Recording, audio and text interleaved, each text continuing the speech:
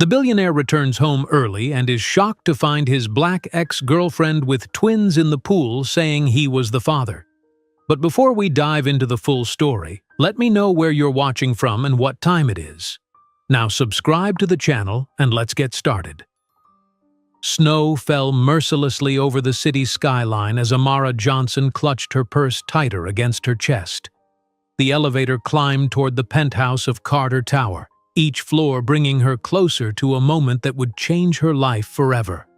At 24, the recently graduated Cornell landscape architect felt her hands trembling, not from the winter cold but from the weight of what she carried, a positive pregnancy test tucked away in her designer bag, a gift from the man she was about to see. 2 years. They had been together for 2 years.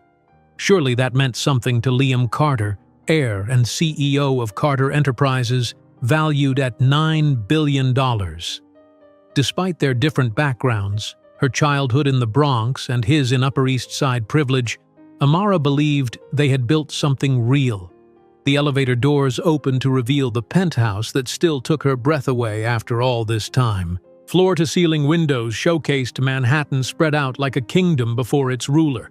The decor was minimalist, expensive, powerful, just like the man who owned it. "I don't care what the projections say," Liam's voice carried from his office. "The Blackstone merger happens this quarter or heads will roll." Amara hesitated at the threshold, watching Liam pace behind his glass desk. At 32, he commanded attention, tall, impeccably dressed in a tailored charcoal suit. His turquoise eyes focused on dominating the call that would consolidate him as one of Wall Street's most influential men. "Make it happen," he concluded, ending the call with a decisive tap on his phone. "Liam," Amara called softly, "we need to talk." Those calculating eyes turned to her, analyzing rather than welcoming. "Amara, this isn't a good time. The Blackstone team is being difficult about the timeline." "This can't wait," she insisted, stepping further into his domain. Her heart pounded against her ribs like a trapped bird. Liam sighed, glancing at his watch, a Patek Philippe worth more than her student loans. "You have 5 minutes. The Tokyo markets open soon." With trembling fingers, Amara reached into her purse and pulled out the pregnancy test. She placed it on his immaculate glass desk. "I'm pregnant." The silence that followed seemed to stretch for eternity. Liam's expression didn't register surprise, only a cold calculation that made Amara's stomach tighten. "Is that it? A baby?" He laughed, a sound devoid of warmth. "You really think I'm going to risk the Blackstone merger because of a girl from the Bronx and a baby that probably isn't even mine?" His words hit her like a physical blow. "How can you say that? We've been together for 2 years. We've been enjoying ourselves for 2 years, he corrected, walking to the built-in safe concealed behind an abstract painting. "The Carters have a legacy to preserve. You were always a temporary distraction." Amara felt the room spinning. "A distraction? Is that what I am to you?" "What did you expect, Amara? Marriage, a happily ever after." Liam extracted a checkbook from the safe, his movements methodical. "This isn't a fairy tale, it's business. The Carters don't mix with people from your background." He wrote out a check with clinical precision, the fountain pen scratching against paper, the only sound in the room. With a flick of his wrist, he tossed it onto the glass desk. "Use this for an abortion or disappear from New York. I don't care which. But understand one thing. You were never enough for someone like me. People like you don't mix with the Carters." Amara stared at the check, tears blurring the obscene amount written on it. "I thought you loved me." "Love?" Liam straightened his cuffs. "Love doesn't build empires, Amara. Now, if you'll excuse me, I have a merger to save." He pressed a button on his desk. "Security will see you out. Take whatever you need from the guest closet. I expect the apartment cleared by morning."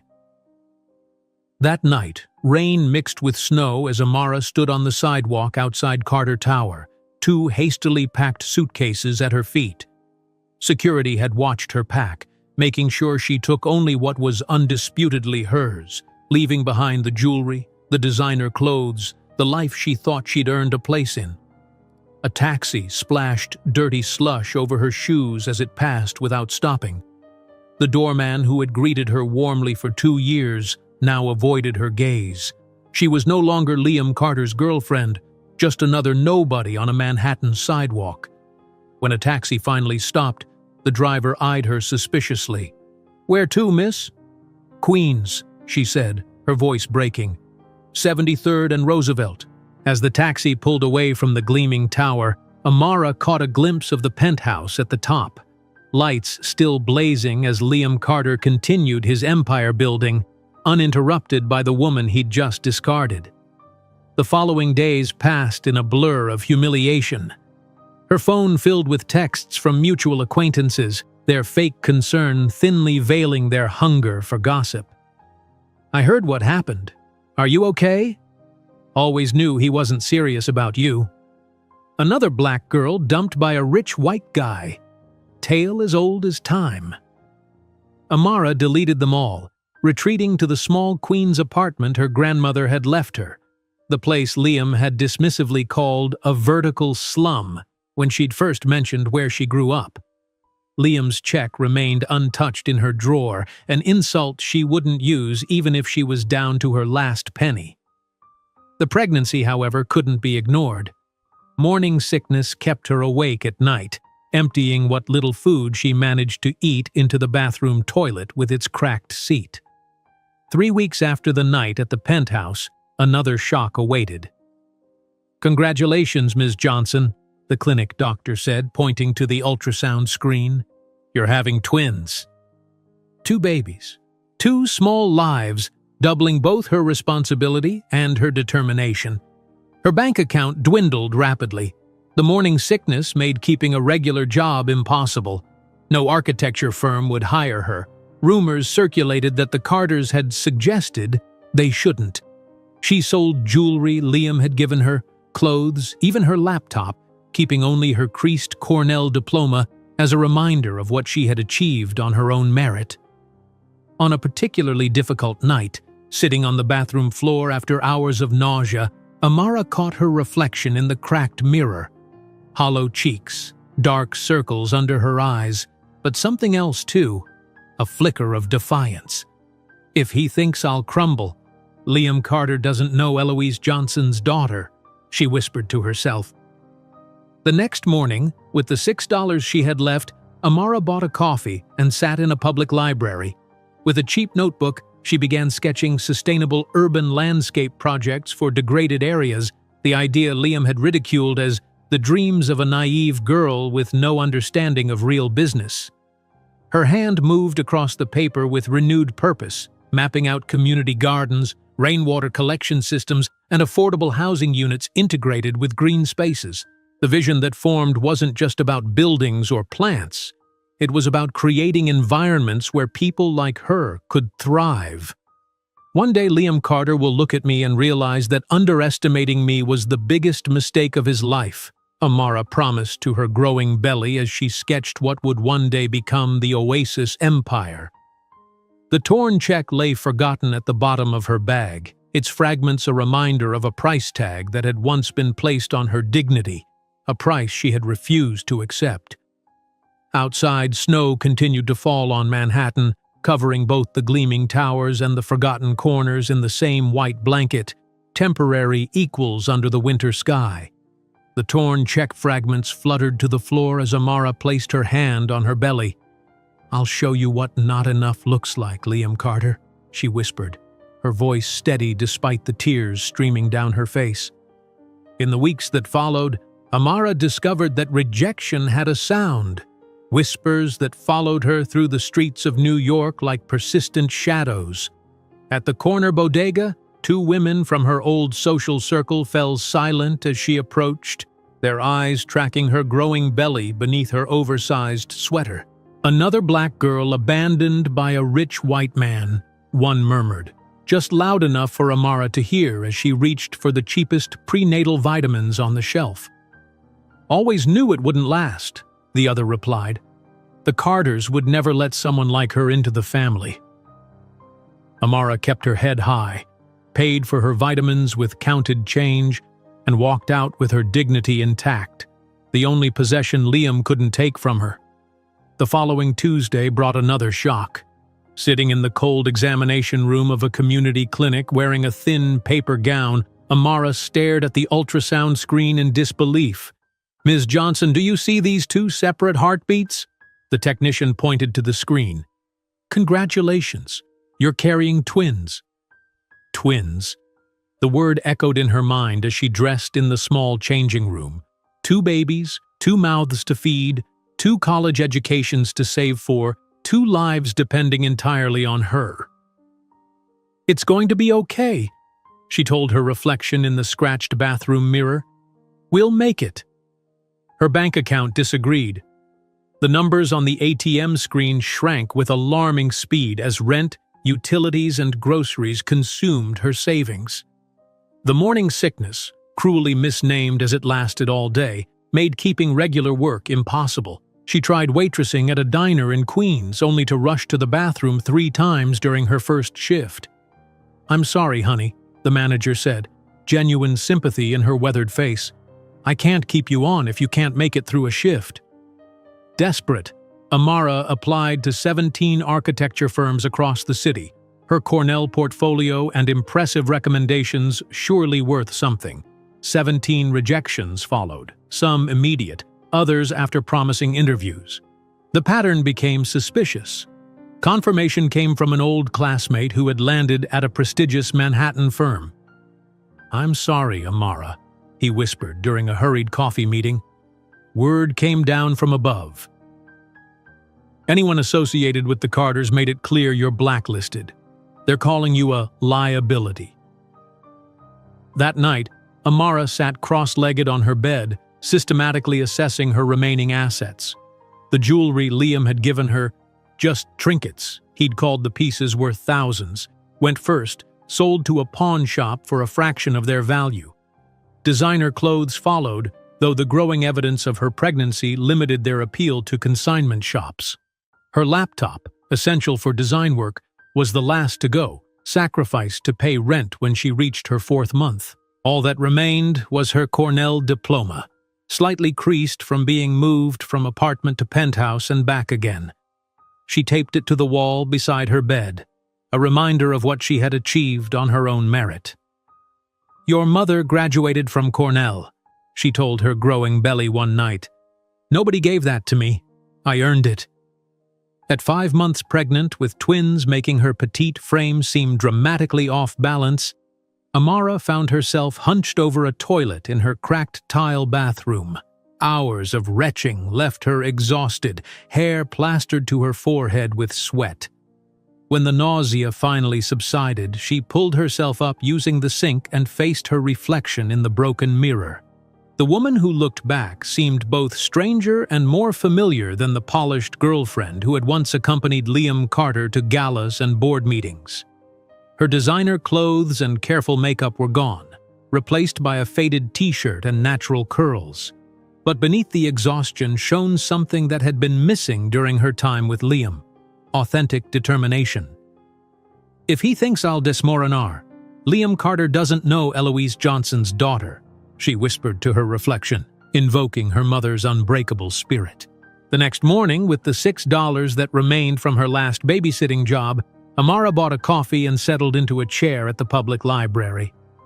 The warmth and free Wi-Fi were as welcome as the caffeine, the only pregnancy craving she permitted herself. At a scratched wooden table, she opened a cheap notebook purchased from a dollar store and began to sketch. Her hands, once adorned with a Cartier bracelet to match her eyes, Liam's words, were now unadorned but steady as they moved across the paper. Page after page filled with concepts for sustainable urban landscaping that could transform degraded neighborhoods. The very idea Liam had dismissed over dinner at Per Se with a condescending smile.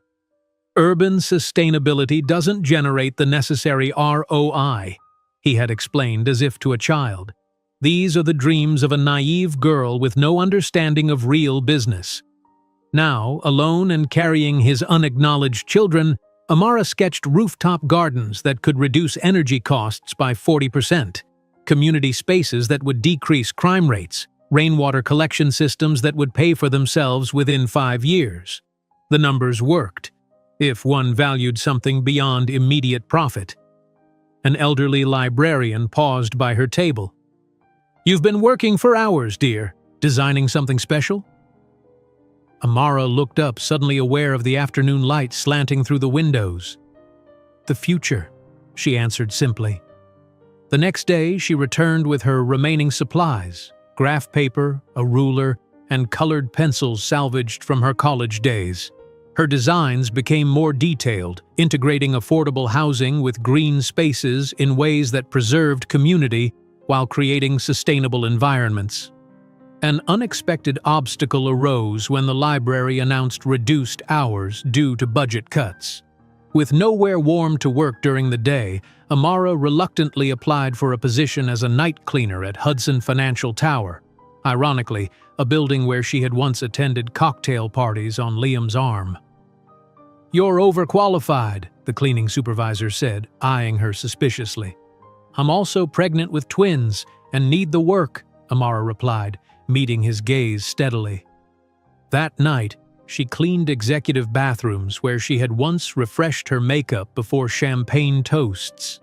She emptied trash cans in conference rooms where she had once sat beside Liam as he negotiated million-dollar deals. In the women's restroom on the 40th floor, a young executive in a designer suit similar to ones Amara had once owned stared at her growing belly with uncomfortable curiosity. "You shouldn't be working in your condition," the woman remarked, washing her hands with expensive soap. "My condition is exactly why I'm working," Amara replied, continuing to scrub the sink.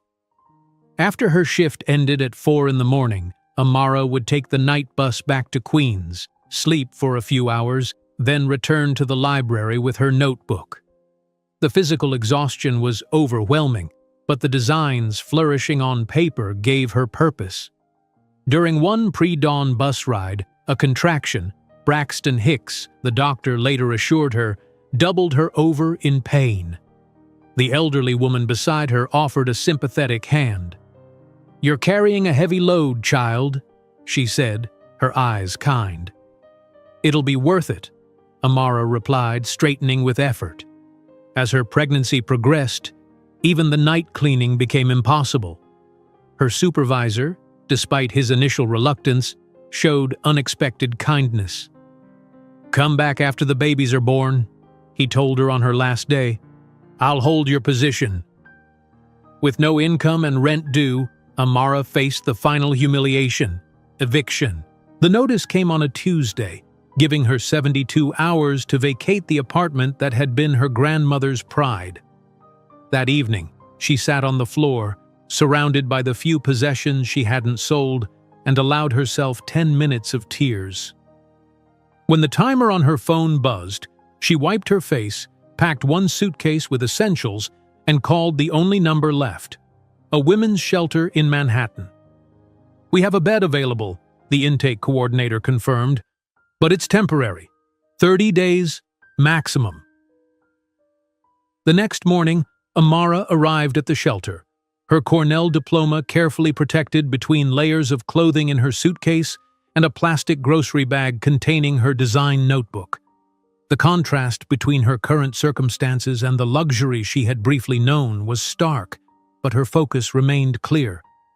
In the communal bathroom that night, morning sickness struck again with vengeful intensity.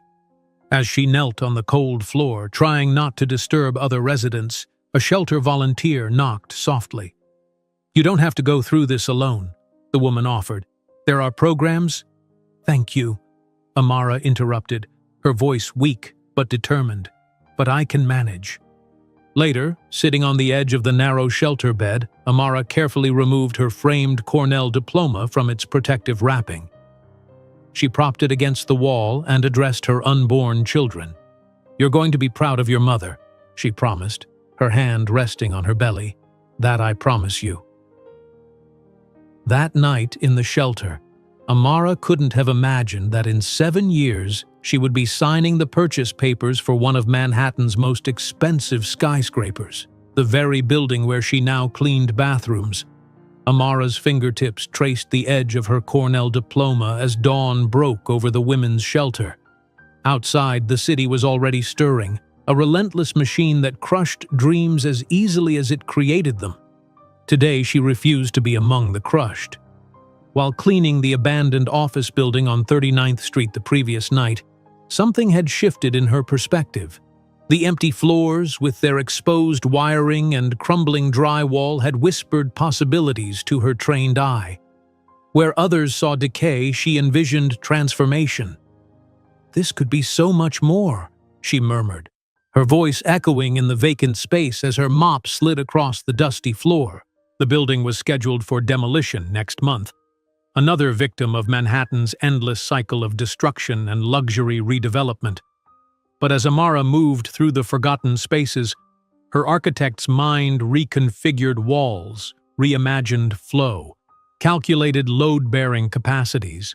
"Affordable housing here," she whispered, gesturing to the eastern exposure. "Community garden on the rooftop, solar panels facing south." For the first time in months, excitement replaced despair. The twins kicked vigorously as if responding to their mother's renewed energy. That morning, after her shift ended, Amara counted the money in her pocket. $6.35. Enough for a decision. Instead of heading back to the shelter for precious sleep, she walked 3 blocks to a convenience store and purchased a spiral notebook and 2 pens. "Good luck with whatever you're writing," the cashier said, eyeing her pregnant form with curiosity. "I'm not writing," Amara replied, a small smile forming. "I'm rebuilding." The public library opened at 9, its marble steps already warming in the June sun as Amara claimed a corner table near the architecture section. Her hands, chapped from cleaning chemicals, moved with precision across the blank pages. First came structural assessments, then spatial configurations, followed by sustainability implementations. By noon, she had outlined a comprehensive plan to transform the condemned building into a mixed-use development with affordable housing, green spaces, and community facilities. The numbers worked, if one valued something beyond immediate profit margins. "Excuse me," a voice interrupted her concentration. "Are those urban development plans?" Amara looked up to see an elegant black woman in her late 60s studying her drawings with keen interest. "Yes," Amara replied cautiously, protective of her work. "It's a concept for repurposing condemned properties." "May I?" The woman gestured to the empty chair across from Amara. Something in the woman's dignified bearing prompted Amara to nod. "I'm Amara Johnson." "Eleanor Washington," the woman replied, settling into the chair with practiced grace. "Former professor of urban studies at Columbia and current pain in the backside for developers who think neighborhoods exist to be gutted." Eleanor studied Amara's drawings with professional scrutiny. "These are extraordinary, my dear. Your training shows."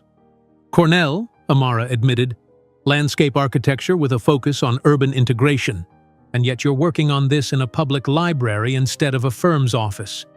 It wasn't a question, but an observation laced with understanding. The dam broke. Perhaps it was pregnancy hormones, or maybe just the first genuine interest someone had shown in her work in months, but Amara found herself sharing her story, the relationship with Liam, the pregnancy, the rejection, the blacklisting. Eleanor listened without interruption, her expression shifting from interest to outrage to resolve. "So here I am," Amara concluded, gesturing to her notebook. "Designing futures I can't build for buildings that will be demolished before my children are born." Eleanor was silent for a long moment. Then she reached into her handbag and extracted a business card. "Have you heard of the Black Entrepreneurs Initiative?" Amara shook her head. "It's a program that provides seed funding and mentorship to promising Black-owned businesses."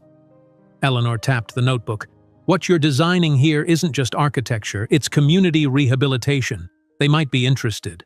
Hope flickered dangerously. I don't have a business, just ideas. Ideas become businesses with the right support. Eleanor studied Amara thoughtfully. Where are you staying currently? Amara hesitated, pride warring with honesty. A women's shelter on East 28th. Eleanor nodded, unsurprised. I have a 2-bedroom apartment in Harlem. The second bedroom has been empty since my daughter moved to Atlanta. It's small, but it has a desk and good natural light. I can't accept charity, Amara said automatically. It's not charity, it's investment, Eleanor replied firmly. I invest in potential, always have. Your babies need stability, and you need a workspace. That evening, Amara stood hesitantly at the entrance to Eleanor's pre-war apartment building on 135th Street.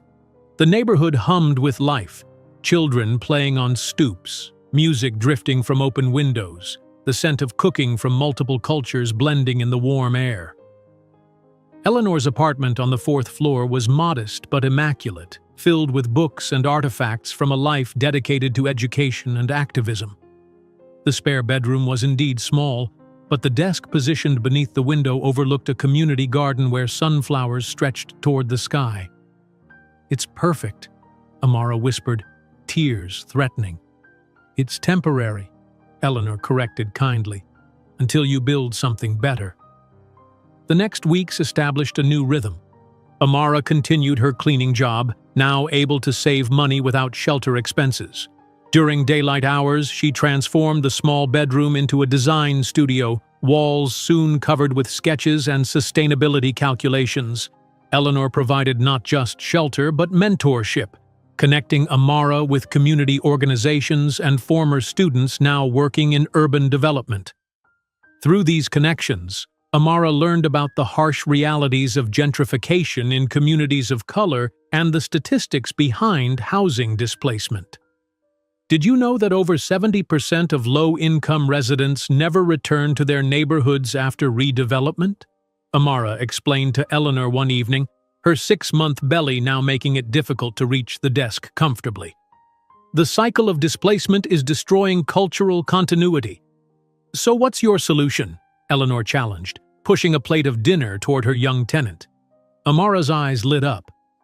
Oasis Urban Solutions. That's what I'm calling it. The concept integrates existing community members into redevelopment through ownership stakes, job creation, and phased construction that prevents wholesale displacement. Eleanor smiled. Now that's a business plan worth funding. One morning, while researching zoning regulations, Amara discovered an announcement that made her heart race. Urban Solutions for the 21st Century competition, with a $50,000 prize for innovative urban redevelopment concepts. This is it, she told her unborn children, hand resting on her active belly. Our chance. The competition deadline loomed 6 weeks away, coinciding almost exactly with her due date. Undeterred, Amara established a rigorous schedule, working on her proposal between cleaning shifts and prenatal appointments. The physical toll mounted quickly. After one particularly long night of cleaning followed by hours of design work, Amara experienced sharp Braxton Hicks contractions that sent her to the emergency room. Your blood pressure is concerning, the doctor warned. You need more rest or you risk premature delivery. Amara nodded obediently, went home, napped for 4 hours, then returned to her proposal. You're the most stubborn person I've ever met, Eleanor observed, bringing tea to Amara at 3 in the morning, and I marched with Malcolm X. Not stubborn, Amara corrected, not looking up from her calculations. Determined. There's a difference. As the deadline approached, Eleanor enlisted help from her network. A former student taught Amara to use digital design software at the community center. Another helped compile demographic data to support her economic projections. A retired architect reviewed her structural assessments. The night before the submission deadline, Amara sat at the small desk, exhausted but exhilarated. Her proposal had transformed from desperate sketches to a comprehensive plan for urban renewal that prioritized existing communities while creating environmentally sustainable, economically viable developments. "It's good," Eleanor said, reviewing the final draft. "Really good." With trembling fingers, Amara uploaded the completed proposal to the competition website. The confirmation page appeared just as the clock struck midnight. "For you," she whispered to her belly, where her sons kicked vigorously as if celebrating. "Everything for you." Exhausted but hopeful, Amara didn't have how to predict that those drawings scratched in a cheap notebook would transform into the architectural blueprint of a multi-billion-dollar company that would change the face of cities around the world. Amara's eyes fluttered open at the ping of her email notification. Exhaustion weighed on her like a physical presence, but hope pushed her to reach for her phone. The message header made her heart skip. Urban Solutions Competition. Finalist notification. Her fingers trembled as she opened the email. "Dear Ms. Johnson, we are pleased to inform you that your project, Oasis Urban Solutions, has been selected as one of 5 finalists for the Urban Solutions for the 21st Century competition." "Eleanor!" she called, her voice breaking with emotion. "Eleanor, come see this!" Eleanor appeared in the doorway of the small bedroom, reading glasses perched on her nose. "What is it, child?" "I'm a finalist," Amara whispered, tears filling her eyes. "They chose my project." Eleanor crossed the room and read over Amara's shoulder, her face breaking into a wide smile. "I knew they would. This is extraordinary work." The joy of the moment was tempered only when Amara scrolled to the final presentation date. "July 15th, she read aloud, her hand instinctively moving to her belly. "That's my due date." "Of course it is," Eleanor sighed. "The universe has a peculiar sense of timing." Over the next weeks, Amara divided her time between preparing for the twins' arrival and refining her presentation.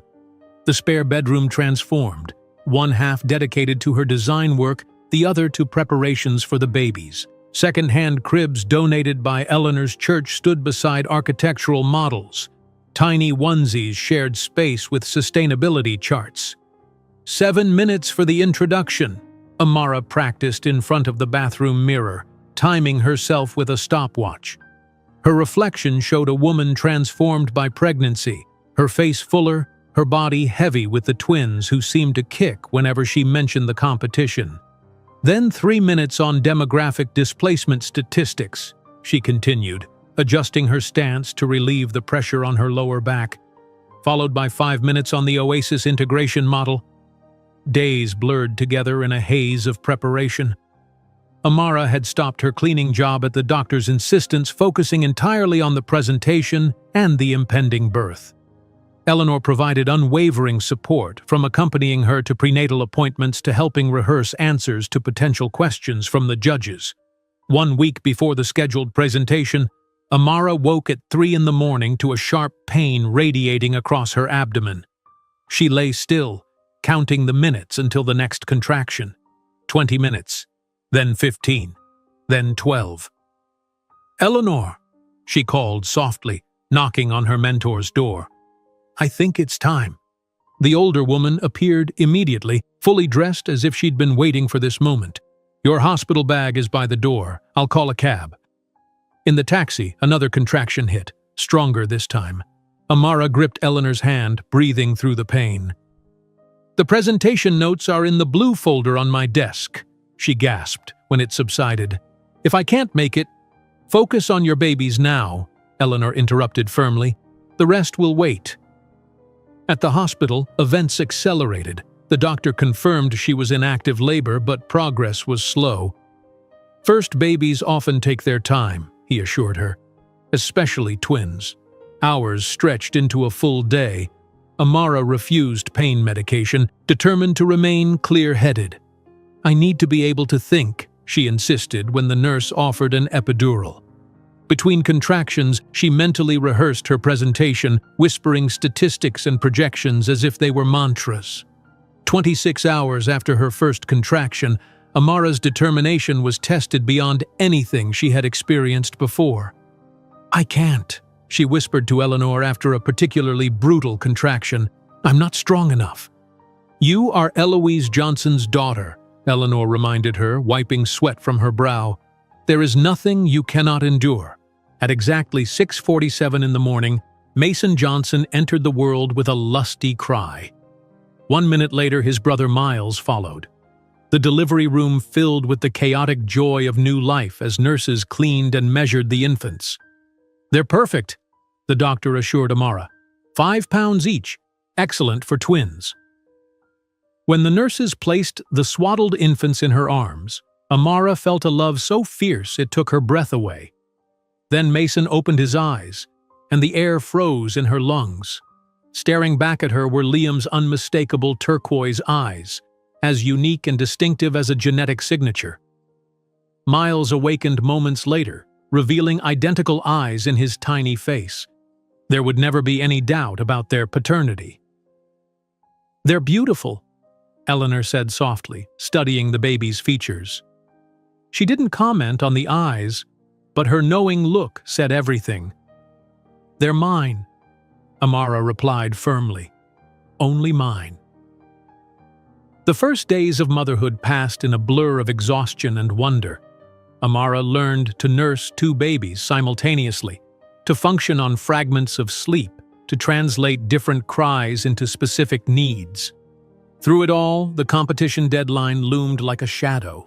3 days after giving birth, as Amara dozed between feedings, Eleanor entered the hospital room with a triumphant smile and a bouquet of sunflowers.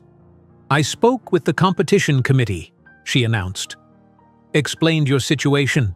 They've agreed to reschedule your presentation for 2 weeks from now." Amara's eyes filled with tears of relief. "Really? They'll wait?" "Apparently, your preliminary proposal impressed them enough that they're willing to accommodate," Eleanor replied. "Also, I may have mentioned that denying a woman presentation rights due to childbirth might constitute discrimination." That afternoon, against medical advice but with unwavering determination, Amara transformed her hospital room into a makeshift office. Her laptop balanced on the adjustable bed tray, presentation slides open beside a nursing infant. "Ma'am, you really should be resting," a concerned nurse admonished, entering to find Amara editing slides with one hand while supporting Miles against her chest with the other. "I am resting," Amara replied without looking up. "I'm sitting down, aren't I?" By the time she was discharged a week later, her presentation was polished to perfection. Back in Eleanor's apartment, the twins slept in their cribs while Amara refined her delivery, practicing while pacing the small room with a baby monitor clipped to her robe. The day of the rescheduled presentation arrived with clear skies and Amara's iron resolve. Eleanor helped her dress in a borrowed suit that accommodated her postpartum body, while the twins were fed, changed, and secured in a double baby carrier that Amara would wear during her presentation. "They'll be a distraction," Eleanor warned. "They're my proof of concept," Amara countered. "Nothing demonstrates commitment to future generations like bringing them with you." The competition venue, a sleek conference center downtown, fell silent when Amara entered with the 2-week-old twins nestled against her chest. The panel of judges exchanged glances, clearly unprepared for this development. "Ms. Johnson," the lead judge began uncertainly, "we can reschedule again if you need more time to arrange childcare." "My children are part of why I'm here," Amara replied, adjusting the carrier. "They're why this matters." For the next 15 minutes, she delivered a presentation that transformed the room. With clarity and passion, she outlined a vision for urban development that respected existing communities while creating sustainable, affordable living spaces. "My project isn't about buildings," she concluded, looking directly at the judges. "It's about giving people like me a chance to thrive where they are, rather than being pushed out in the name of profit." The silence that followed her final words stretched for several heartbeats before erupting into applause. The babies, startled by the noise, began to fuss, and Amara soothed them with practiced ease while fielding questions from the panel. As the judges conferred, a man approached Amara. His tailored suit and confident bearing marked him as someone of means, but his eyes were kind. "Marcus Rivera," he introduced himself. "I fund community development projects. What you've proposed here, it's exactly what I've been looking for." Amara shifted one of the twins to her shoulder. "I'm listening." "I have $100,000 to invest in your vision, Ms. Johnson," Rivera continued. "Based on what I've seen today, I believe that's just the beginning." That evening, back in Eleanor's apartment, Amara sat on the edge of her bed, the twins sleeping peacefully in their cribs. In one hand, she held the $50,000 prize check she had been awarded an hour after her presentation. In the other, Marcus Rivera's business card with his handwritten investment offer. While holding the $50,000 prize check, with the twins sleeping against her chest, Amara couldn't imagine that in just 5 years, she would be refusing an $800 million acquisition offer from Carter Enterprises, a desperate bid from Liam to save his crumbling empire. 1 year after receiving the competition prize, Amara sat at a small desk in a shared office space in downtown Brooklyn. The $50,000 check and Marcus Rivera's investment transformed into something tangible. Oasis Urban Solutions, LLC. The company letterhead featured a stylized green leaf emerging from concrete, symbolizing life springing from urban hardship. The twins, now 1 year old, played in a portable playpen beside her desk. Mason methodically stacked colorful blocks in patterns that seemed too advanced for his age, while Miles scribbled with surprising coordination on recycled paper. They were growing so quickly, their turquoise eyes becoming more strikingly like Liam's every day. "Mr.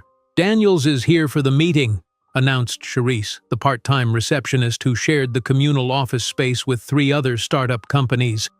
Amara straightened her posture and adjusted her simple blazer, thrift store find but well-tailored. "Send him in, please." Howard Daniels, a veteran contractor with 30 years of experience, entered with the confident swagger of someone accustomed to controlling construction sites. His eyes immediately darted to the twins, then back to Amara, skepticism evident in his expression. "Ms. Johnson," he began, not extending his hand. "I reviewed your proposal for the Bronx redevelopment project. I'll be straight with you. It won't work." Amara gestured to the chair across from her desk. "Please, sit down and tell me why." Daniels remained standing. "Look, you've got some interesting ideas on paper, but you have no experience in actual construction. This project will fail within months. My advice? Sell your concept to an established developer and take a consultant fee." "I appreciate your candor," Amara replied, maintaining eye contact despite his towering presence. "But I'm not looking for an exit strategy. I'm looking for a construction partner who can execute my vision." "Mosa, miss," he corrected himself with a patronizing smile. "This isn't a student project. Real money is at stake, real people's livelihoods." "I'm well aware," Amara said, rising to her feet. Miles chose that moment to babble happily, drawing Daniel's attention again to the playpen. "Those real people include my children. Now, are you interested in discussing actual construction logistics? Or should I thank you for your time?" 3 days later, Amara found herself in the city's Department of Buildings, facing a bureaucratic wall in the form of a condescending clerk. She had filled out 17 different forms for permits required for the Bronx project, which would transform an abandoned apartment block into sustainable mixed-income housing. "These forms are incorrect," the clerk stated without looking up from his computer. "I followed the guidelines exactly," Amara countered, leaning forward to see what he was looking at. "This section here," he tapped the screen. "You've listed yourself as the principal developer. Surely you meant to include the actual developer's information." "I am the actual developer," Amara replied evenly. "Oasis Urban Solutions is the development company." The clerk finally looked up, his eyes traveling from her face to the twins in their stroller. "It's Mrs., not Ms., then." "It's Ms., Amara corrected firmly. "And the forms are perfect. I'd like to speak with your supervisor, please." By the time Amara secured the necessary permits, 3 months had passed and the project's timeline had narrowed dangerously. The initial investment was being rapidly consumed by unexpected costs: environmental assessments, community board presentations, legal fees for zoning variances.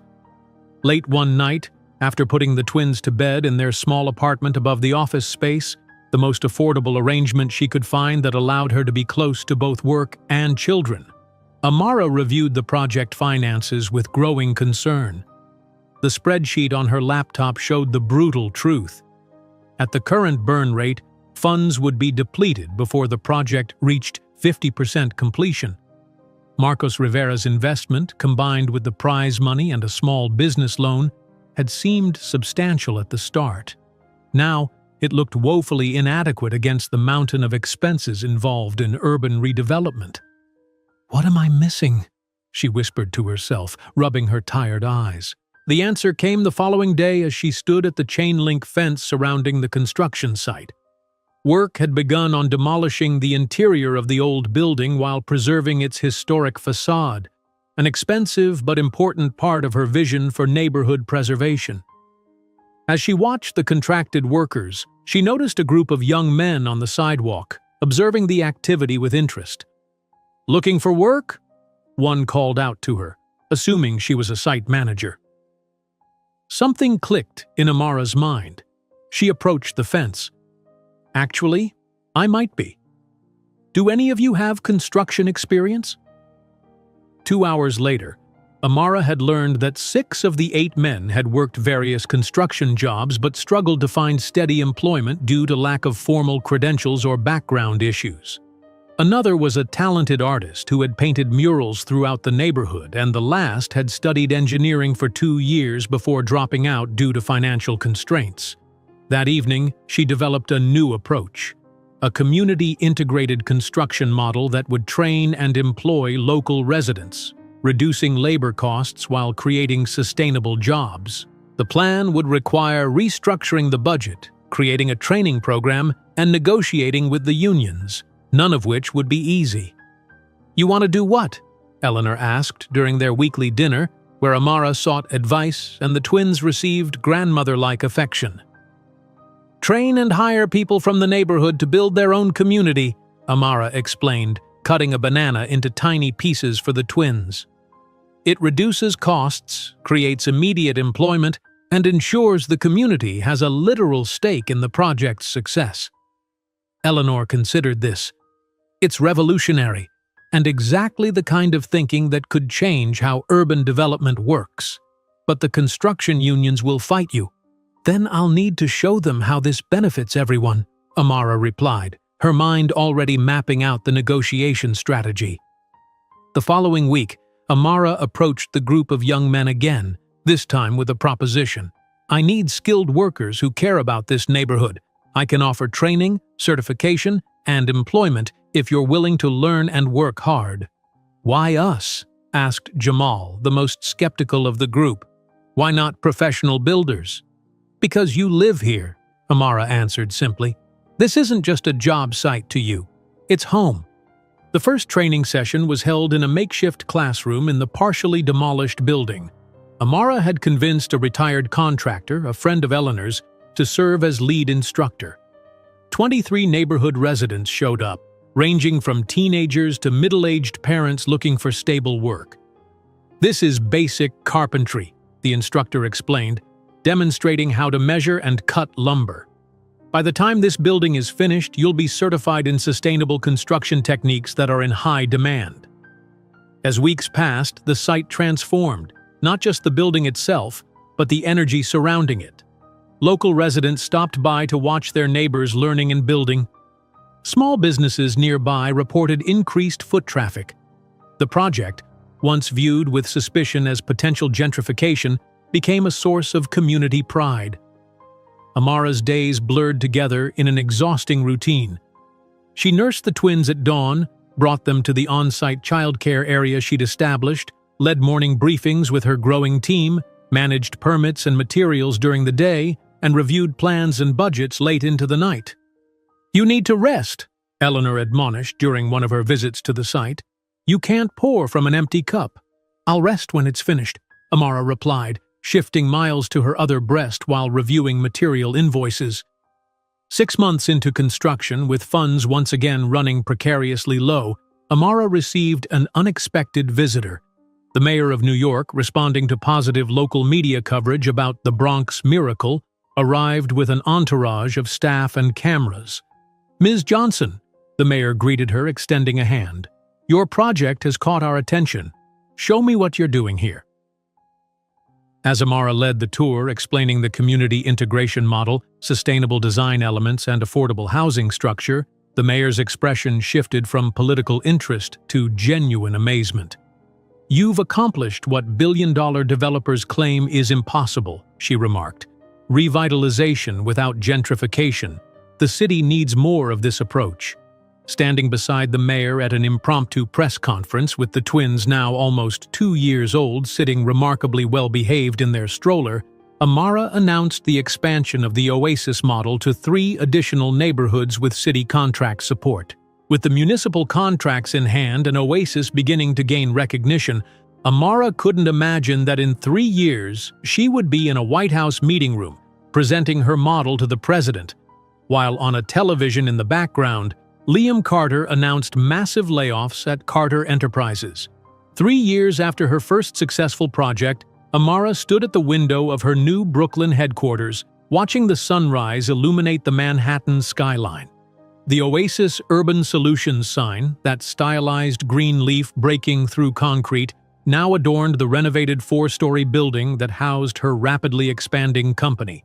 "Ms. Johnson, your 8 o'clock interview is here," her assistant called through the intercom. Amara straightened her blazer, no longer thrift store finds but still not designer labels, and turned from the window. "Send her in, please." The woman who entered carried herself with quiet dignity despite the nervousness evident in her eyes. "Thank you for seeing me, Ms. Johnson. I'm Diana Chen." "Please sit down." Amara gestured to the chair across from her desk. "Your portfolio is impressive. MIT architecture, 5 years at Foster plus partners." Diana nodded, her hands fidgeting slightly. "Yes, until 3 months ago." "What happened?" Amara asked, though the resume gap had already told her a story she'd heard too many times. "I had a baby," Diana replied simply. "When I tried to return after maternity leave, my position had been restructured. They offered me a junior role with half the salary." Amara studied the woman across from her. Talented, accomplished, and discarded. Another casualty of corporate America's hostility toward motherhood. "At Oasis, being a mother is viewed as strength, not weakness," Amara said. "We have on-site childcare, flexible hours, and a culture that recognizes life outside these walls makes our work inside them better." The relief on Diana's face was immediate. "That sounds too good to be true." "It shouldn't be," Amara replied, "but until it's the norm everywhere, I'll keep building it here. When can you start?" 2 weeks later, Amara cut the ribbon on the renovated Brooklyn building that would serve as Oasis headquarters. The structure itself embodied the company's philosophy, a century-old warehouse transformed into a modern workplace with vertical gardens climbing the walls, solar panels covering the roof, and a bright, cheerful childcare center occupying the entire ground floor. "This is more than an office," Amara declared to the assembled staff and media. "It's proof that our vision works, that we can honor history while embracing the future, that we can work differently without sacrificing excellence." Inside, the open-plan office buzzed with energy. Engineers collaborated with landscape architects. Community liaisons discussed neighborhood needs with sustainable materials experts. Every corner of the space reflected the diversity Amara had deliberately cultivated. Different races, ages, backgrounds, and perspectives coming together to reimagine urban environments. In the conference room, Amara led her now weekly management meeting. Around the table sat people the corporate world had overlooked or discarded. An older black architect who'd been passed over for promotion repeatedly. A brilliant engineer with a visible disability. a former community organizer with no formal degree but unparalleled knowledge of neighborhood dynamics. "The Harlem project is ahead of schedule," reported Zoe, the construction director. "Using our community integration model cut costs by 22% while creating 43 local jobs. Philadelphia wants to discuss bringing our model there," added Marcus, now the development director and Amara's most trusted advisor. "And Chicago has reached out again." Amara nodded, making notes. "We expand thoughtfully. Quality over speed. Remember why we're doing this." As the meeting concluded, Amara headed downstairs to the childcare center. Through the observation window, she watched the twins, now 4 years old, engaged in remarkably different activities. Mason sat alone, arranging blocks in complex geometric patterns that children twice his age would struggle to conceptualize. Miles, surrounded by other children, directed what appeared to be an elaborate art project involving recycled materials. "Ms. Johnson?" The childcare director approached with a folder in hand. "Do you have a moment?" Amara nodded, instantly alert to the serious tone. "I've been documenting your son's development," the director explained, opening the folder to reveal detailed notes and photographs. "Their cognitive abilities are exceptional, even by our highest standards." Amara's chest tightened with both pride and concern. "In what way?" "Mason's mathematical reasoning tests at an 8-year-old level. His spatial intelligence is off the charts, and Miles shows linguistic and artistic abilities well beyond his peers. Have you considered testing for the gifted program?" That evening, after the twins were asleep, Amara sat cross-legged on her living room floor, surrounded by developmental assessment worksheets she'd printed. With a timer on her phone, she prepared to test what the director had observed. The next morning, the twins' abilities were undeniable. Mason solved puzzles designed for third graders with ease, while Miles created stories and artwork that showcased extraordinary empathy and creativity. "They're like you," Eleanor remarked during her weekly visit, watching the boys with knowing eyes. "Exceptional in different ways." Amara shook her head. "No, they're better. They'll have what I didn't. Every opportunity, every door opened." As Oasis continued its upward trajectory, Amara received an unexpected call from Forbes magazine. "We're doing a feature on disruptors in urban development," the editor explained. "Your name keeps coming up."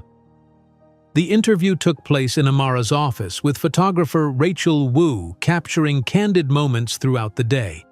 Unlike most executives who carefully managed their image, Amara allowed Rachel to photograph her real working life, reviewing blueprints with the twins coloring nearby, nursing a cup of tea during a staff meeting, walking a construction site in practical boots rather than heels. "Most CEOs want power poses in front of skylines," Rachel remarked, reviewing the shots. "These tell a different story." "It's the only story I have," Amara replied simply. When the magazine hit newsstands 3 weeks later, Amara froze at the sight of her own face staring back from the cover. The headline read, "The Future of Cities is Female and Green. How One Mother's Vision is Redefining Urban Development." The article detailed her unconventional journey and revolutionary approach to sustainable, community-centered development. It emphasized not just her business success, but the philosophical framework behind Oasis. The insistence that profit and purpose could coexist, that communities could thrive without being destroyed and rebuilt. The phone call from Washington, D.C. came the following Monday. "Ms. Johnson, this is Stephanie Reynolds from the White House Office of Urban Development. The President has read the Forbes piece about your work and would like to meet with you to discuss implementing your model nationally." Amara gripped the phone tighter, momentarily speechless. "Ms. Johnson, are you there?"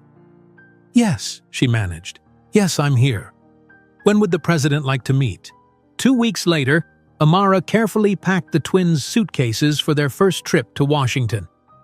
"We're going to show the country what we built together," she told them as they solemnly selected which books to bring. "Will the President like our ideas?" Miles asked, his artistic sensibility making him more attuned to others' reactions. "The president already likes our ideas," Amara assured him. "That's why we're invited." In the hotel lobby the night before their White House meeting, a television mounted on the wall caught Amara's attention. The business news channel showed a somber-faced Liam Carter at a podium, his once confident demeanor now strained. "Carter Enterprises regrets to announce a strategic restructuring affecting approximately 800 positions," he was saying, "following our unsuccessful Dubai development and changing market conditions." Amara stared at the screen, seeing Liam's face for the first time in years. The handsome features were the same, but new lines of stress marked his forehead and mouth. The man who had once seemed invincible now looked defensive, diminished. "Mommy, who's that man?" Mason asked, following her gaze to the screen. Amara knelt to her son's level, looking into those turquoise eyes so like his father's. "Just someone from a long time ago.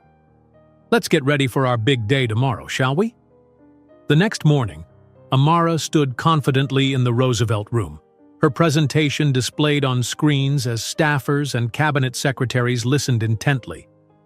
The twins sat remarkably well-behaved in chairs specially provided for them, drawing on notepads with White House logos. "Our communities aren't just sustainable environmentally," she concluded after detailing the Oasis model, "but economically.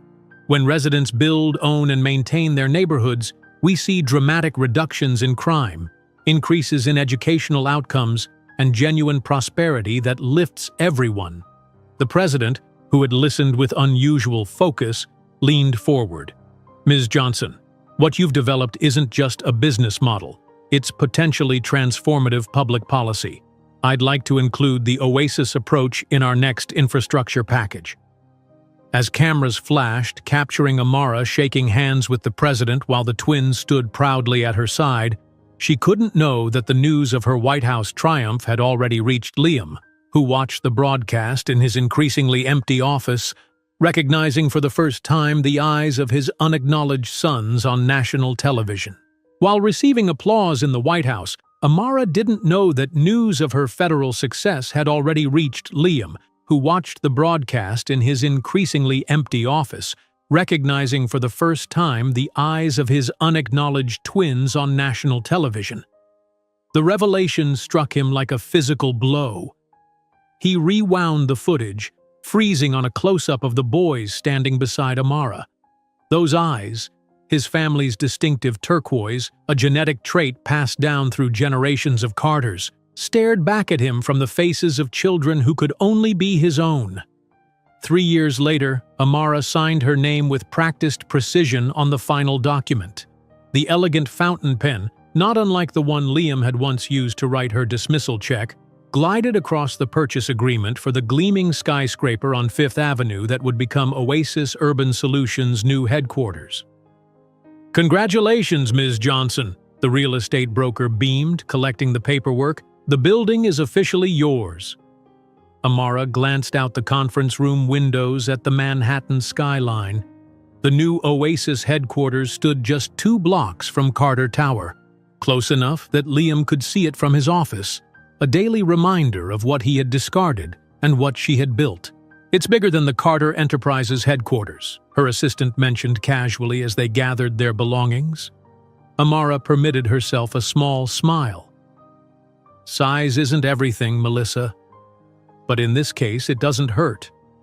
At 30, Amara Johnson had transformed from the broken-hearted pregnant woman evicted from a penthouse to a powerhouse CEO whose company valuation approached $3 billion. The journey had hardened her in some ways, softened her in others, but never dimmed her vision. 2 weeks later, Amara stood in a photographer's studio wearing an emerald green power suit that complemented her warm brown skin. Her natural hair formed a crown of tight coils, no longer straightened to conform to corporate expectations as it had been during her time with Liam. "Perfect," the Fortune photographer called, capturing another shot. "The light is catching your eyes beautifully." The magazine cover would feature Amara with the headline, "The Green Visionary: How Amara Johnson is Rebuilding America's Cities." After years of struggle, the recognition felt validating, yet strangely hollow without the twins to share it with. Later that afternoon, Amara arrived at the prestigious Dalton School for the biannual Parent-Teacher Conference. The marble hallways and wood-paneled classrooms housed the children of New York's elite, old money families, tech billionaires, and now her sons. Ms. Johnson, a fellow parent, nodded politely, then did a double-take. "Oh, I didn't realize you were... That is, I've seen your company's work. Remarkable innovation."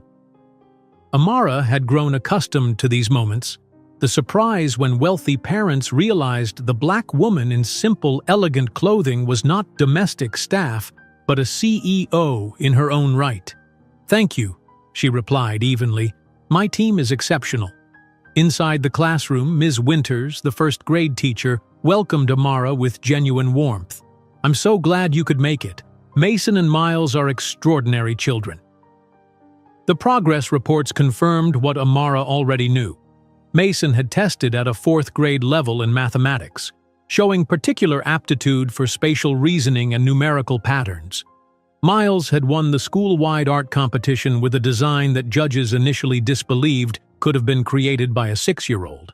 "Have you considered the advanced placement program?" Ms. Winters suggested.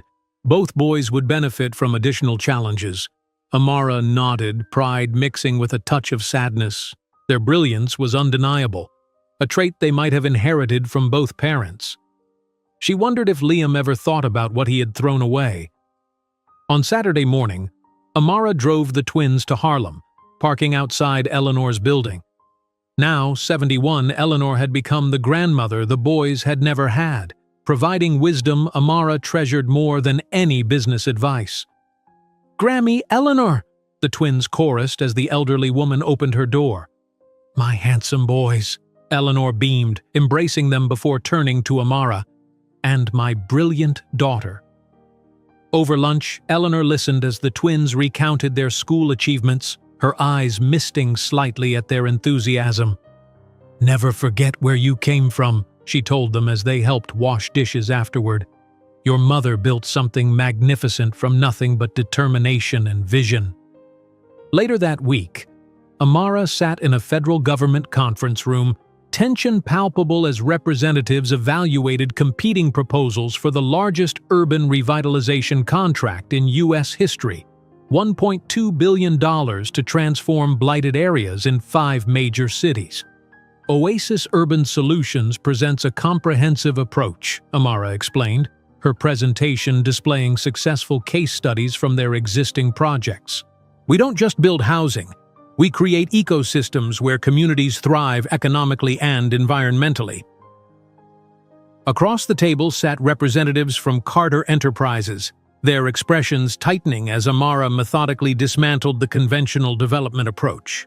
Though Liam wasn't present, his influence permeated the Carter team's presentation, prioritizing profit margins over community preservation, just as he always had. The following day, Amara received a disturbing call from Marcus. "We have a problem. Someone's feeding negative stories to the committee about our financial stability." A quick investigation revealed the source: anonymous industry experts, questioning whether the Oasis model could scale successfully.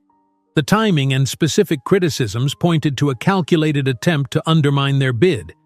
"Carter," Amara said flatly, "this has Liam written all over it." Rather than engaging in a public relations battle, Amara implemented a different strategy. She invited the Federal Evaluation Committee to tour existing Oasis communities, arranging for them to speak directly with residents. In Brooklyn, a retired teacher showed officials the community garden that provided fresh produce in a former food desert. "Before Oasis, I had to take 3 buses to find affordable vegetables. Now, I grow them outside my door." In the Bronx, a young entrepreneur described how the Oasis Business Incubator had helped him launch a successful technology repair shop. They didn't just build apartments. They built opportunities. Most powerfully, in Queens, a single mother of 3 explained how the Oasis ownership model had given her family stability for the first time. "My children will inherit this home. We have roots now. We belong somewhere." The committee members departed, visibly moved by these testimonials, something spreadsheets and PowerPoints could never achieve. 2 weeks later, the decision came. The federal contract for urban revitalization, valued at $1.2 billion, is awarded to Oasis Urban Solutions. Alone in her office that evening, Amara stood at the window, gazing across at Carter Tower illuminated against the darkening sky. For a moment, she allowed herself the satisfaction of imagining Liam's reaction to losing the contract that could have saved his struggling company. The following morning, business channels broke the news. Carter Enterprises' stock plummets 40% after federal contract loss. The financial analysts speculated about the company's future, some suggesting that without major restructuring, the once mighty Carter empire might not survive the year. Amara felt no joy at Liam's downfall, only a quiet acknowledgement that the business world had finally recognized what she had known for years. His model was unsustainable, both literally and figuratively. When the gilded invitation arrived the following week, Amara initially thought it was a mistake. The Metropolitan Museum of Art Gala Committee requests the honor of your presence as this year's Vision Award honoree. The Met Gala, the most prestigious social event in New York, where old money and new influence collided in a spectacular display of wealth and power, an event she had once attended on Liam's arm, feeling like an imposter in borrowed finery. "Will you accept?" Melissa asked when Amara shared the invitation. "Yes," Amara decided. "The boys will come too. It's time they saw another side of the world they're part of." With the event 2 weeks away, Amara visited a designer showroom, bypassing the conservative options toward a striking red gown that would ensure she was noticed. "Something unforgettable," she instructed the stylist. "Something that makes a statement." As she approved the final design for her gown, Amara reviewed the event's sponsorship list out of professional curiosity. One name near the bottom made her blood freeze. Carter Enterprises was listed among the corporate sponsors. Her expression hardened as she realized the inevitability of the encounter. After 7 years, she would face Liam Carter in the very world he had once claimed she didn't belong in. Except now, she would enter as an honored guest while his empire crumbled around him. While approving the red dress she would wear to the gala, Amara had no idea that in the next 48 hours, the business world would witness Manhattan's most dramatic confrontation, when the man who had abandoned her finally discovered he was father to 2 heirs of an empire greater than his own. The Metropolitan Museum of Art gleamed against the evening sky, its grand facade illuminated like a temple of culture. Limousines and luxury cars lined Fifth Avenue as Manhattan's elite ascended the iconic stone steps, photographers capturing every arrival for tomorrow's society pages. Tonight was not merely a charity event, but a coronation of sorts, an acknowledgement of who truly mattered in New York's hierarchy of power and influence. Inside, beneath the soaring arches of the Great Hall, champagne flowed freely as the well-heeled attendees air-kissed and exchanged practiced pleasantries. Crystal chandeliers cast a golden glow over women draped in couture and men whose net worth exceeded the GDP of small nations. Liam Carter stood near the bar, his once commanding presence diminished despite his impeccable tuxedo. At 39, he remained handsome, though stress had etched new lines around his eyes that kept darting to his phone where notifications delivered increasingly dire news about Carter Enterprises' stock prices. "Another one?" The bartender gestured to Liam's empty glass. "Double this time," Liam replied, loosening his bow tie slightly. The federal contract loss to Oasis Urban Solutions had triggered a crisis of confidence among investors. The empire his father had built over decades, the legacy Liam had once considered more important than a future with Amara, teetered on the brink of collapse. The Blackstone merger, the very deal he had prioritized over acknowledging his unborn children, had evaporated when his company's value plummeted. A financial reporter approached, digital recorder in hand. "Mr. Carter, Forbes would like a comment on the recent devaluation of your company's stock. Any response to rumors of potential bankruptcy proceedings? Liam forced a smile that didn't reach his eyes. No comments tonight. We're here for charity, aren't we? Excuse me. He turned away, scanning the room for potential investors or allies who might help salvage what remained of Carter Enterprises. That's when he felt it. A shift in the atmosphere, a collective intake of breath as the main doors opened. Amara Johnson entered the Great Hall like a vision in crimson. The custom-designed gown hugged her curves before flowing dramatically to the floor, its color a declaration of confidence against the sea of safe blacks and neutrals. Her natural hair formed a crown of tight coils, adorned with a single ruby pin that caught the light with every movement. Liam froze, champagne glass halfway to his lips. She was stunning, more beautiful than in his tormented memories, more powerful than in his recurring nightmares. The awkward girl he had once improved with expensive clothes and elocution lessons had vanished. In her place stood a woman who commanded attention through sheer presence. Whispers rippled through the crowd. That's Amara Johnson, Oasis Urban Solutions, the Vision Award recipient, $3 billion valuation, took the federal contract from Carter. Tadiso. But it wasn't Amara who caused the crystal to slip from Liam's fingers and shatter on the marble floor. It was the sight of two small boys in perfectly tailored miniature tuxedos flanking her like proud sentinels. Their golden brown skin glowed under the chandeliers, and even from across the room Liam could see what everyone else surely noticed: the unmistakable turquoise eyes that had been the Carter family's distinctive trait for generations. "Mommy, that man broke his glass," one twin pointed, his voice carrying in the momentary hush. "And he's looking at us in a weird way," added the other, shifting closer to Amara. The first boy tilted his head curiously. "Mommy, he looks like the picture you keep in your drawer." The surrounding guests turned, gazes swinging between Liam and the family across the room.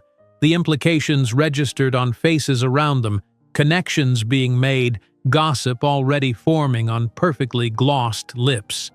The entire ballroom seemed to freeze in that moment of recognition. Amara, sensing the attention, turned and locked eyes with Liam for the first time in 7 years. Her expression remained composed, but her message was clear in the slight lift of her chin. "Don't you dare!" Liam felt the blood drain from his face. 7 years of denial, of burying the guilt, of justifying his choices, all collapsing under the weight of two pairs of familiar eyes staring back at him from across the room. "Amara," he whispered, taking an unconscious step forward. As if choreographed by fate, a photographer from Vogue intercepted his path, approaching Amara with professional enthusiasm. "Mrs. Johnson, could we get a photo of the Green Visionary of the Year with her sons?" "Of course," Amara replied, her voice carrying just enough to reach Liam's ears. She positioned herself between the twins, deliberately turning her back to Liam as cameras flashed. The remainder of the evening unfolded like an exquisite torture. Every time Liam attempted to approach Amara, she was surrounded by admirers, investors, journalists, all eager for moments with the woman revolutionizing urban development. He watched, paralyzed, as she navigated the ballroom with the ease of someone born to this world, the very world he had once insisted she would never understand or belong to. "Your sons are remarkable," he overheard an elderly socialite telling Amara. "Such intelligent eyes. They must take after their mother." "In all the ways that matter," Amara replied with a smile that didn't quite reach her eyes. When the time came for speeches, Liam found himself unable to move from his position near a marble column. The boys, his sons, sat at a front table, their behavior impeccable as they watched their mother approach the podium under enthusiastic applause. "It is an honor to receive this recognition," Amara began, her voice clear and confident. "When I founded Oasis Urban Solutions, many said it was impossible to create sustainable, profitable urban spaces, that I didn't understand real business. Her gaze swept the room, landing briefly but pointedly on Liam. "I dedicate this success to my sons, Mason and Miles, who gave me strength when a man told me I was nothing. Ironically, the same man whose company now faces bankruptcy after losing the federal contract to Oasis Urban Solutions last week."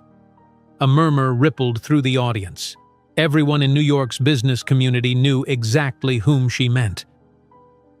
"When I was evicted from the apartment where I lived, pregnant and penniless, I promised myself I would build a future where my children would never depend on someone who considered them disposable. Today, Oasis employs over 2,000 people, has revitalized 27 communities across the country, and has just closed a $500 million international expansion." Each word struck Liam with calculated precision. The whispers around him intensified as heads turned in his direction, witnessing his public humiliation. "Our success proves that when we build with compassion rather than mere profit, we create something truly sustainable, both environmentally and economically. Thank you for this recognition. It belongs to everyone who believed in a vision greater than themselves." The applause was thunderous as Amara descended from the stage. Photographers captured the image of the twins proudly clapping for their mother, and in the background, Liam Carter, pale as a ghost, staring at the family that could have been his. During the reception that followed, Liam finally managed to intercept Amara as she moved between conversation groups. "Amara, please. Can we talk privately?" "We have nothing to discuss," she replied, her voice measured, her smile never faltering as admirers hovered nearby. "They're my sons," he insisted, lowering his voice. "I have rights." Something dangerous flashed in her eyes. "Rights? You rejected them before they were even born, called them a mistake that would ruin your precious Blackstone deal. How is that deal working out, by the way?" One of the twins approached, regarding Liam with curious eyes that mirrored his own. "Mommy, who is this man?" Liam felt his heart stutter as he looked directly at the boy. It was like seeing himself as a child. The same expressions, the same thoughtful gaze. "Mason, this is Mr. Carter. He's interested in Oasis's work," Amara answered smoothly. "Are you the owner of Carter Enterprises?" Mason asked analytically. "Mommy said you use outdated urban development methods. That's why you lost the federal contract." Liam paled further. Yes, I am." The other twin joined them. "Forbes magazine said your shares dropped 40% since you lost to Mommy. That's a lot, isn't it?" The circle of spectators grew, witnessing the confrontation with poorly disguised fascination. Smartphones discreetly captured the moment, ensuring it would live forever in digital memory. "Please, Amara." Liam tried again, desperation creeping into his voice. "I need to know my sons. I can explain what happened. My lawyers can arrange—" "How curious that you only wanted to be a father when you discovered your sons are heirs to a fortune larger than yours," Amara interrupted, with a smile that didn't reach her eyes. "I built all this alone, Liam, without your name, without your money, without your connections. I proved you wrong in every way." While guiding her sons away from the man who had once discarded them all, Amara didn't imagine that in the next hours, the story she had tried to hide for 7 years would explode across every financial news headline in the world, triggering a battle that would test not just her empire, but her very soul.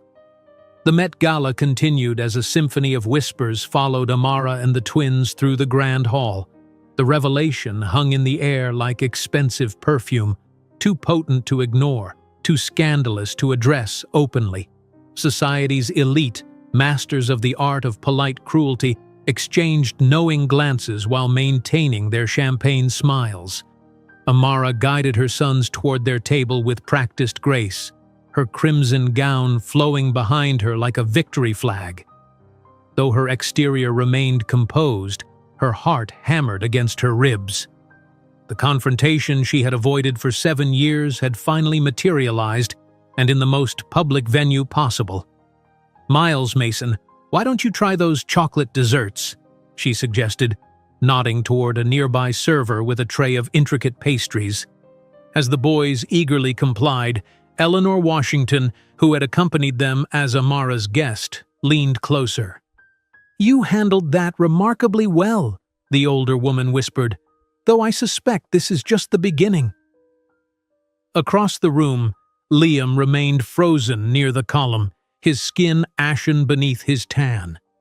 The resemblance between him and the twins was undeniable, a genetic signature displayed in the most public fashion imaginable.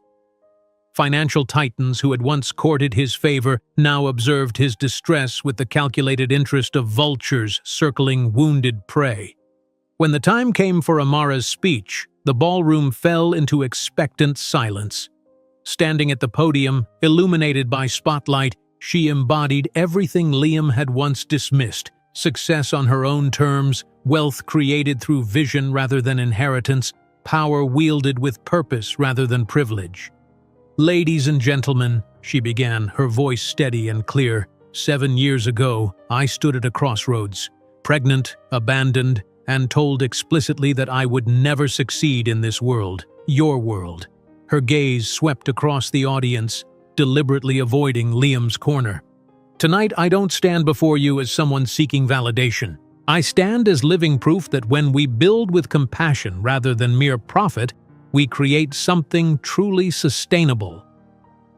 As her speech continued, Liam felt each word like a precision strike. The confident woman commanding the room bore little resemblance to the tearful, pleading young architect he had discarded. Her reference to being thrown away while pregnant elicited audible gasps from those who hadn't yet connected the dots.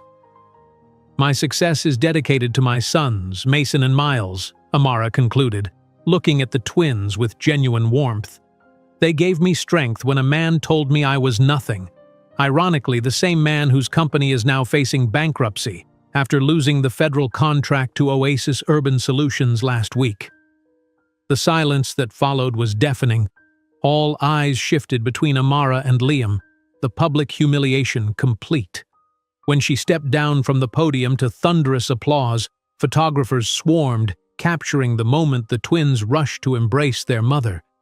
The flash of cameras ensured that tomorrow's headlines would feature not just Amara's triumph but the unmistakable resemblance between the boys and the man standing alone in the shadows. The remainder of the evening unfolded like an elaborate chess match. Whenever Liam attempted to approach, Amara maneuvered through the crowd with strategic precision, keeping admirers, journalists, or business associates between them. The message was clear: any conversation would happen on her terms, not his. By midnight, most guests had departed, leaving only the most dedicated socialites and those with business interests to pursue. Liam, having consumed more scotch than was advisable, finally cornered Amara near the Egyptian wing as she prepared to leave. "You could have told me," he said, his voice a harsh whisper. "Those are my sons." Amara regarded him with cool detachment. "I did tell you. You offered me a check to take care of it, and had security escort me out. I was under pressure with the merger, and I was pregnant with your children," she interrupted, her composure never wavering. "You made your choice 7 years ago, Liam. You chose the Blackstone merger over your own flesh and blood. How did that work out for you?" Before he could respond, Eleanor appeared with the twins. "The car is waiting, Amara." "Boys, say goodnight to everyone." Liam stared at the children, his children, standing before him in miniature tuxedos, their manners impeccable as they politely bid farewell to nearby guests. Everything he had thrown away 7 years ago stood before him, thriving without him, needing nothing from him. "This isn't over," he said as Amara turned to leave. "Those are Carter heirs. I have rights." Amara looked back, her expression finally betraying a flash of genuine anger. "You forfeited those rights when you called them a mistake and had me thrown out like garbage. Good night, Liam." The following morning, the headline of the Wall Street Journal sent shockwaves through financial markets. "Unknown heirs, the Carter-Johnson drama rocks Wall Street." The accompanying photograph showed Liam staring at the twins, the family resemblance undeniable. The article detailed how Amara Johnson, abandoned while pregnant by billionaire Liam Carter, had single-handedly built an empire that now surpassed his. In her penthouse overlooking Central Park, a deliberate purchase in the building adjacent to where Liam had once discarded her, Amara reviewed the morning news coverage with her legal team and public relations advisors. "Every major outlet has picked up the story," her PR director explained, displaying headlines on a tablet. "Social media is exploding. The narrative is overwhelmingly sympathetic to you and the boys." Marcus Rivera, now her COO, shook his head. "Carter won't take this lying down. His ego won't allow it. Expect legal action, perhaps a paternity suit." Amara nodded, surprisingly calm despite the storm surrounding her. "We've prepared for this possibility since the boys were born. Our position is simple. Liam Carter explicitly rejected his paternal responsibilities. He has no relationship with the children and no role in their lives." Across town, in the increasingly empty Carter Tower, Liam faced his own crisis meeting. The scandal had accelerated the company's decline, with stock prices falling an additional 15% in pre-market trading. His engagement to Vanessa Whitfield, heiress to a Boston banking fortune, had been publicly terminated via a press release from her family's spokesperson, citing revelations incompatible with the Whitfield family values. "We need to take control of this narrative," his PR director urged. "A statement acknowledging paternity but claiming you were unaware—" "She told me," Liam interrupted, his voice hollow. "She told me she was pregnant. I didn't believe her."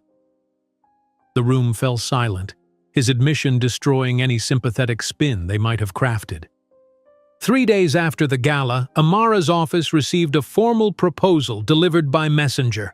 Liam Carter offered a retroactive millionaire's child support payment and stock participation in Carter Enterprises in exchange for paternal recognition and regular visitation rights. The thick document, bound in expensive leather and drafted by Manhattan's most prestigious family law firm, detailed financial arrangements that would have seemed astronomically generous to the pregnant, abandoned Amara of 7 years ago. "What should I tell Mr. Carter's representatives?" Amara's assistant asked as she presented the document. Amara leafed through the proposal, her expression hardening at the clinical language describing adequate financial compensation and mutually beneficial arrangements. The document reduced her children to assets in a negotiation, exactly as Liam had treated her pregnancy years before. After a moment's thought, she reached for a plain sheet of paper and a pen. In her elegant handwriting, she transcribed the words Liam had spoken to her 7 years earlier. "You were never enough for someone like me. People like you don't mix with the Carters." Beneath this, she added a simple note. "Offer declined. The boys have everything they need. Have our legal department deliver this," she instructed. "No envelope. I want him to see it immediately." That evening, as news of Liam's rejected offer spread through business circles, Amara stood at the window of her office, watching workers install the Oasis Urban Solutions sign on their new headquarters building. The sleek, sustainable skyscraper literally cast a shadow over Carter Tower during afternoon hours, an architectural manifestation of how thoroughly she had eclipsed him. While watching from her office window as the new Oasis headquarters was being completed, a green, sustainable skyscraper that literally cast a shadow over Carter Tower, Amara couldn't predict that her refusal would trigger Liam's final desperate move, threatening everything she had built. The certified letter arrived at Amara's office exactly 1 week after the Met Gala. The Carter Enterprises logo embossed on heavy cream paper carried an air of entitlement that made her stomach tighten. Inside was not another settlement offer but a thinly veiled threat. Liam Carter intended to sue for parental rights, claiming alienation and demanding DNA tests to establish legal paternity. "He's desperate," Marcus observed, reviewing the document over Amara's shoulder. "Carter Enterprises lost another major contract yesterday. The vultures are circling." Amara's fingers tightened around the letter. "He thinks this will pressure me into some kind of merger or acquisition to save his company." "Will you fight it?" Marcus asked quietly. "With everything I have," she replied, her voice steady despite the storm raging inside her. That evening, as Amara tucked the twins into bed in their Manhattan penthouse, Miles looked up at her with those haunting turquoise eyes. "Mommy, who was that man at the party? The one who kept looking at us?" Amara froze, unprepared for the question despite knowing it would eventually come. Before she could formulate an answer, Mason chimed in with his analytical precision. "He has eyes like ours. Nobody else has eyes like ours except us." The observation hit Amara with unexpected force. For 6 years, she had protected them from the truth, building a fortress of love and security around their lives. Now, that fortress had its first crack. "He's someone I knew a long time ago," she answered carefully. "Before you were born." The boys exchanged one of their twin looks, a silent communication that had always fascinated and slightly unnerved her. "Is he our father?" Mason asked directly, his gaze unflinching. Amara sat heavily on the edge of the bed, her heart pounding. "Why would you ask that?" "Because Tommy in our class has a different last name than his dad," Miles explained.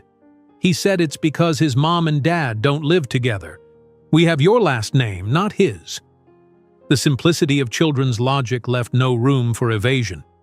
Amara took a deep breath, suddenly aware that her silence had consequences of its own. "Yes," she admitted finally. "Biologically, he is your father, but being a father is about more than biology. It's about being there, loving you, choosing you every day." "Why didn't he choose us?" Miles asked, his artistic sensitivity making him more vulnerable to the implied rejection. Amara pulled both boys close, breathing in the scent of their freshly washed hair. "Some people aren't ready for the most important things in life. It wasn't about you. It was never about you. You two are the most precious, perfect beings in this world." Later that night, Eleanor arrived for tea, finding Amara staring blankly at the Manhattan skyline from her penthouse window. "The boys asked about Liam," Amara said without preamble. "They figured it out." Eleanor nodded, unsurprised. "Children always know more than we think. What did you tell them?" "The truth. A simplified version, but the truth." Eleanor placed a weathered hand on Amara's shoulder. "Consider what this means for them, dear. Whatever your feelings toward Liam, and God knows they're justified, the boys deserve to know their heritage. Not through lawyers and tabloids, but in a controlled way that protects their dignity." Amara turned, tears threatening. "He doesn't deserve them." "This isn't about what he deserves," Eleanor replied gently. "It's about what they need. Children internalize rejection in ways that shape their entire lives." That night, Amara barely slept, her mind replaying every moment of her relationship with Liam, the false promises, the cruel dismissal, but also earlier memories of genuine connection before power and ambition had corrupted what they shared. By morning, she had made her decision. She sent a text message to the private number she still remembered. "Hamptons, tomorrow, 10 a.m., just you, no lawyers." The response came within minutes. "I'll be there." The next day, Amara stood on the veranda of her Hamptons beach house, ironically situated on the same stretch of coastline where Liam had once taken her, only to comment that she didn't belong in this world. Now she owned a significant piece of it. When Liam's Bentley pulled into the circular driveway, she noted how different he looked from the confident titan who had once dismissed her. His shoulders carried the weight of failure, his face lined with stress that even wealth couldn't erase. "The boys are at Eleanor's," she said as he approached. "We have 1 hour." Inside, tension filled the airy living room. Sunlight streamed through floor-to-ceiling windows, illuminating the ocean beyond. A deceptively peaceful backdrop for the storm brewing between them. "Your legal threats won't work," Amara began, remaining standing to maintain the psychological advantage. "You rejected them before they were born. I have the documentation." "I was wrong," Liam replied, his voice lacking its usual commanding tone. About everything. About you. About what mattered. 7 years too late, Amara countered. Is it? He looked up, desperation evident in his expression. They're still young. I could be part of their lives. You could what? Amara interrupted. Buy their affection? Add father to your resume now that it's convenient? Now that your precious Carter legacy needs heirs? I destroyed the only real thing I ever had, Liam admitted, his voice breaking slightly. For what? A merger that failed, a company that's collapsing, a life so empty it echoes. The raw honesty caught Amara off guard. For 7 years, she had imagined this confrontation, rehearsed her righteous anger, but never anticipated vulnerability from the man who had caused her so much pain. What do you want, Liam? Really want? She asked, her voice softer despite her resolve to remain detached. A chance, he replied simply. Not forgiveness. I haven't earned that.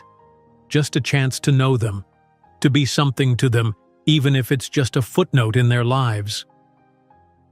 Amara paced to the window, watching waves crash against the shore. The rhythmic motion had always helped her think clearly. She thought of Mason's analytical mind, Miles's artistic soul, each carrying pieces of their father whether she acknowledged it or not. I'm not looking for your apology, she finally said, turning back to face him. I'm looking for what's best for my sons. Our sons, Liam corrected gently. Biologically, Amara conceded. But I'm the one who held them when they cried, who nursed them through fevers, who built a world where they would never feel unwanted. They sat in silence for several moments, the weight of 7 years hanging between them. Here's what I'm willing to consider, Amara finally said. You can meet them gradually, as a friend of the family first. Nothing more until they're comfortable, until they ask for more. There will be no court battles, no public drama, nothing that disrupts their sense of security. Relief washed over Liam's face. Thank you. I'll accept any terms. And Carter Enterprises? He asked tentatively. What happens there? Amara's expression hardened slightly. That's business, not personal. The markets will decide its fate. In the weeks that followed, the business world watched in astonishment as Oasis Urban Solutions submitted a formal offer to acquire the struggling Carter Enterprises. The deal, structured to preserve jobs while integrating Carter's traditional development portfolio into Oasis's sustainable model, was accepted by a desperate board of directors over Liam's conflicted objections. On the day the acquisition became official, Amara and Liam met in the former Carter Enterprises boardroom. With no one else present, Liam handed her the symbolic fountain pen with the Carter logo, the same pen he had once used to write the check intended to make her disappear. You always knew how to use the tools better than I did, he acknowledged, a complex mixture of regret and respect in his voice. That weekend, on the beach behind Amara's Hamptons house, Mason and Miles constructed an elaborate sand castle. Their small hands worked with surprising skill, creating towers and walls with architectural precision that hinted at inherited gifts from both parents. From the veranda, Amara watched them with quiet pride. On the beach's edge, at a respectful distance, Liam observed the scene. A visitor in a world that could have been his, granted limited access to the family he had once discarded. When Miles looked up from his creation, he called out to his mother, "Mommy, will our castle last forever?" Amara smiled gently, walking down to kneel beside her sons. Nothing lasts forever, sweetheart. But what we build with purpose and vision leaves a mark that time cannot erase. Her words echoed not just for her children, but as a reminder to herself that her journey had never been about revenge, but about building something that transcended the pain that had once defined her. If you enjoyed today's video, I'm sure you'll love the next one. Don't waste time. Just click on the screen.